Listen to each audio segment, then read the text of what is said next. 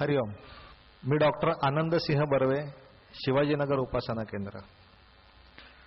डिसेंबर 2004 च्या सुरुवातीला अगदी पहिल्यांदा परमपूज्य बापूंचं दर्शन घेण्याचं भाग्य मिळालं. आता या घटनेला 10 वर्ष झाली. 10 वर्ष हा मोठा काळ आहे. श्री साईनाथ म्हणतात की तुम्ही जोर काढू लागा, दुधाची काळजी सर्वस्वी त्यागा.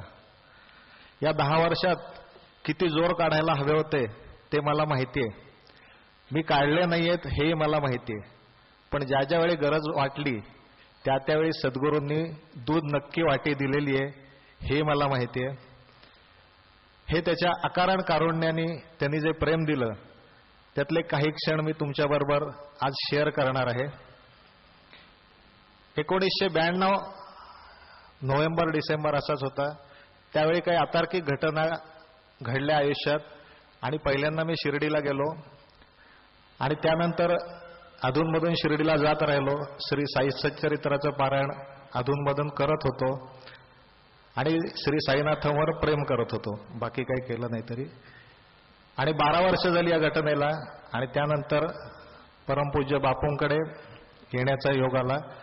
बापूंच्याच आणि साईनाथांच्या कृपेनेच. पण याचे कारण घडले ते म्हणजे त्यावेळच्या पुणे केंद्राचे प्रमुख सेवक श्री प्रवीणसिंह वाघ आणि माझा जुना मित्र श्री संजयसिंह गंभीर. त्याविषयी मी जास्त काही बोलत नाही. साईनाथांच्या कृपेनेच बापूंकडे आलो. श्री साईनाथ आणि बापू यांना मी एकरूपच मानतो. श्री बापू हे श्री साईनाथच आहेत असा माझा ठाम विश्वास आहे. 2009 सालीच ऑगस्टमध्ये महिषासूर मर्दिनीची गुरुक्षेत्राला आगमन झालं. त्यावेळी 9 ऑगस्टला आम्ही दर्शनाला गेलो होतो. दर्शन झालं आणि बापू खाली आले होते. त्यावेळी माझी मुलगी मुक्ता हिला चरणस्पर्श पण मिळाला. त्यावेळी आम्हाला असाच आनंद झाला की चरणस्पर्श मिळाला बापूंचा मुलीला. पण ते चरणस्पर्श नुसताच नव्हता, ते पुढे येणाऱ्या घटनेपासून कवच मिळावं अशीच बापूंनी योजना केली होती. 9 ऑगस्टला आम्ही मुंबईला जाऊन आलो.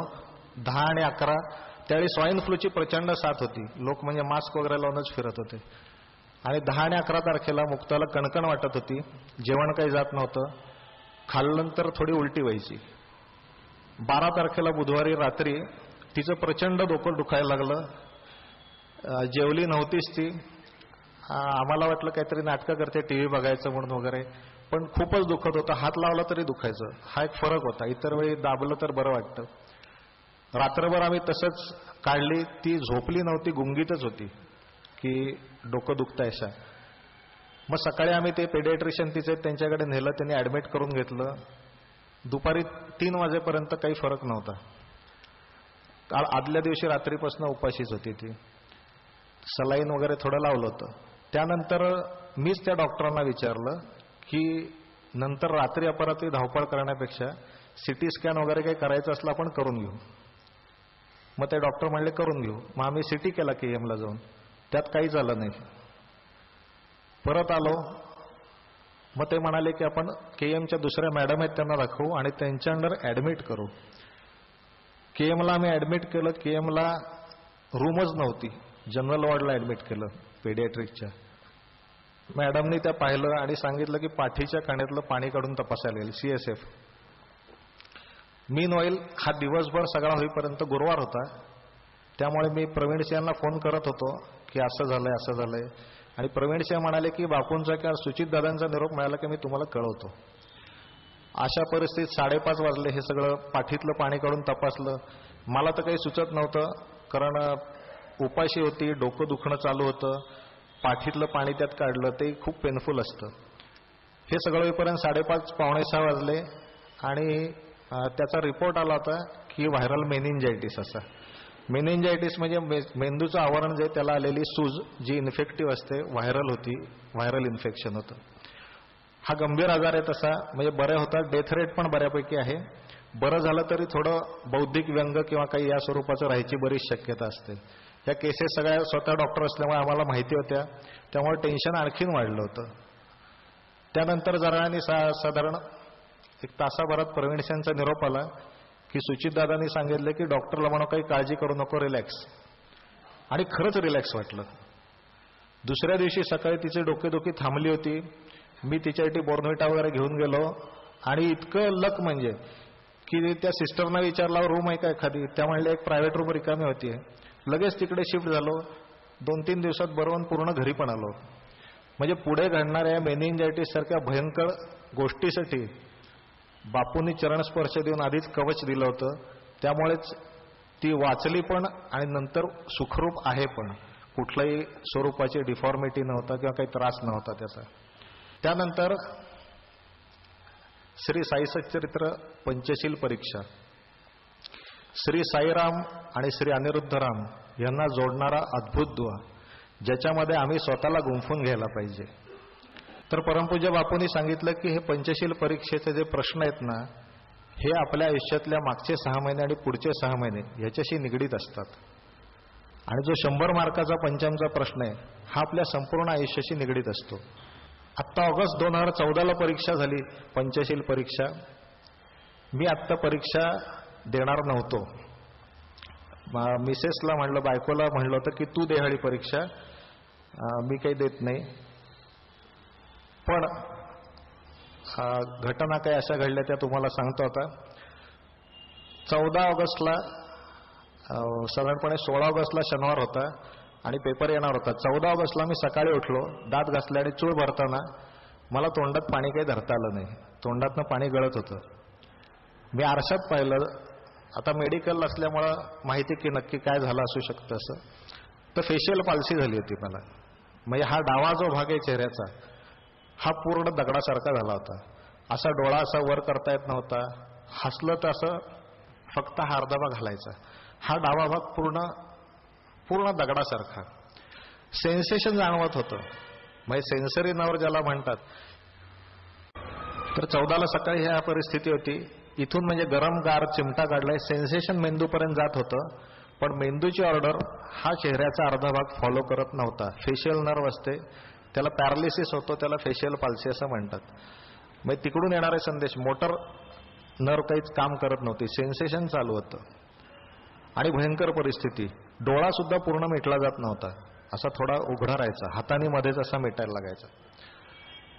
आणि म्हणलं असं आहे ठीक आहे. त्यानंतर मी बायकोला काही सांगितलं नाही. मी आपला मर्यादित हालचाली चेहऱ्याच्या करून जेवताना सुद्धा घास ह्या बाजूला घ्यायला लागायचा. इकडे घेतला तर सावता वगैरे यायचा नाही, कारण गालाचा सपोर्ट नव्हता, दाताची हालचाल होत असली तरी. तर असा 14चा दिवस काढला, 15चा दिवस काढला. आणि त्या दिवशी त्यावेळी पेपर 16 तारखेला आला नाही. 15 ऑगस्टला सुट्टी होती त्यामुळे 19 तारखेला पेपर आला. तर 18 तारखेला बायकोने मला विचारलं की अरे काय झालंय, तुला सर्दी आली का, चेहरा असा हे का दिसतोय. मग मी तिला बसवून सांगितलं, म्हटलं बाई असं असं आहे पण घाबरू नकोस. ती म्हणली मग फिजिशियन आहेत त्यांना दाखवून घे, स्टिरॉइड चालू करतात जनरल ह्याच्यात, पण त्याचा काही उपयोग असतो असं नाही. ती इम्पेरिकल ट्रीटमेंट आहे, म्हणजे पारंपरिक देतात म्हणून देतात, त्याचा काही प्रूव्हन इफेक्ट नाही. त्यानंतर तो चेहरा 3-3 महिने वाकडा राहू शकतो. त्यानंतर पुढे आयुष्यभर सुद्धा थोडा वाकडेपणा राहू शकतो बाकीच्या मुवमेंट आल्या तरी. हा भयंकर रोग आहे फेशियल पाल्सी हा.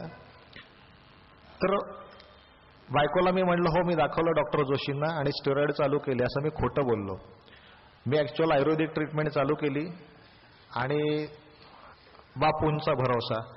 ह्या पंचशील परीक्षांचं एक मी ऑब्झर्व केलेलं वैशिष्ट्य सांगतो. मी बऱ्यापैकी रेग्युलर देत आलोय बापूंच्या कृपेने. त्यामुळे एक मला जाणवलेली गोष्ट सांगतो. आपण आयुष्यात रोजच्या रोज जगताना बरी वाईट काय काय कर्म करत असतो. कलियुग आहे, वाईट कर्म होत असतात भरपूर, आणि ती कर्म फळ द्यायच्या वेळी आपल्यासमोर परीक्षा म्हणून उभी राहतात. प्रत्येकाला प्रारब्ध भोग असतात, ते भोगायला लागतात. पण बापू सांगतात तसा परिहरी कृपे त्याचा नाश आहे. ही परीक्षा बापूंना आवडते, माझ्या देवाला आवडते म्हणून जर दिली पंचशील परीक्षा, तर आपल्या कर्मामुळे उभी राहिलेली कुठली तरी परीक्षा बापू स्किप करतात. की मला हवी ती परीक्षा दिलीस ना, चल तुला याच्यातनं किरकोळीत सोडवतो. असे मी स्वतः एकाहून जास्त अनुभव घेतलेले आहेत. हाही अनुभव तसाच आहे. मी म्हणलं आता ही आपल्या काहीतरी उद्योगामुळे परीक्षा आलेली दिसते, प्रारब्धातले काय असतील. आता म्हणलं बापूंना हवी ती परीक्षा देऊ. म्हणजे देवाने रोग दिलाय तसं इलाजही लगेच दिलेला आहे. म्हणून मी जी काही परीक्षा द्यायचं नाही ठरवलं होतं, पंचम परीक्षा अशी, म्हणजे ते फार मोठं असं ऐतळे ठरवणं फारच अवघड होतं. पण म्हटलं बापूंना हवे ती परीक्षा तर आलेली आहे आणि ही देऊ. 19 तारखेला प्रत्यक्षमध्ये पेपर आला. पेपर पाहिला आणि मला पुन्हा बापूंचे शब्द आठवले की हा पेपर आपल्या हे जे प्रश्न आहेत ते आपल्याशी निगडीत असतात. हाईट म्हणजे जनरली एकाच कथेचे 2-2 प्रश्न वगैरे असे नसतात प्रायः. ह्यावेळी पंचमच्या पेपरात चित्रात दाखवलेले भक्त ओळखावतं ते डॉक्टर पिल्लेच होते. चित्रातले त्रुटी ओळखावतं ते डॉक्टर पिल्लेंचीच कथा होती. डॉक्टर पिल्ल्यांची कथा म्हणजे किमर्थ 10 जन्मांचा भोगू अवघ्या 10 दिवस काय काय किमर्थ 10 जन्मांचा पांगू अवघ्या 10 दिवसांचा भोगू विभागून परस्पर. म्हणलं आता बापू आपल्याला 10 दिवसात सोडवणार, काळजीचं काही कारण नाही, आपण ही परीक्षा द्यायची. म्हणून मग 22 तारखेला पादुका पूजन होतं घरी, ते केलं. पेपर लिहायला लागलो. मीनवेल बायकोनी चंडिका प्रसाद स्तोत्र म्हणायला सुरुवात केली होती, कारण ते व्याधीनाशक चांगलं आहे असं फलश्रुतीत दिलंय त्याच्या. मी पण 30 तारखेपासून चंडिका प्रसाद स्तोत्र म्हणायला लागलो. आणि 9 तारखेला पेपर सबमिशनची डेट होती. त्या दिवशी आम्ही ऑफिसमध्ये जाऊन पेपर सबमिट केला. त्या दिवशी मी 108% बरा होतो. शिट्टी वाजवण्या एवढा, डोळ्याच्या हालचाली नॉर्मल, ओठाच्या हालचाली नॉर्मल, गालाच्या हालचाली नॉर्मल, दोन्ही गाल फुगवता येतो ते व्यवस्थित आणि पूर्ण पहिल्यापेक्षा उत्तम असं. इतक्या फास्ट रिकव्हरी म्हणजे काही कळतच नाही की बापू काय करतात आणि कसं काय होतं. एक प्रश्न नेहमी येतो कुठल्याही बुद्धिमान माणसाला पडायला, असा प्रश्न आहे की पूर्वी असं काय पुण्य केलं असेल म्हणजे एवढा भारी सद्गुरू देहात असताना मिळाला आपल्याला. या जन्मातलं तर काही पुण्य आठवत नाही, शक्यतो नाहीच आहे. मागच्या जन्मातलं काही असलं तर काही कळायला मार्ग नाही. पण एक गोष्ट खरी आहे की पुण्य नसतानाही त्यांनी स्वीकारलेलं आहे आपल्या सगळ्यांना. आता कारण पापियांसी नाणं म्हणे शिक्षे लागे हा मावाळू, असाच आहे सद्गुरू. या सद्गुरूविषयी जास्त काय बोलणार, म्हणजे काही म्हणूच शकत नाही. एकच गोष्ट म्हणू शकतो, तीच आपण सगळे मिळून म्हणूयात, आम्ही अंबज्ञ आहोत, आम्ही अंबज्ञ आहोत, आम्ही अंबज्ञ आहोत. हरिओम.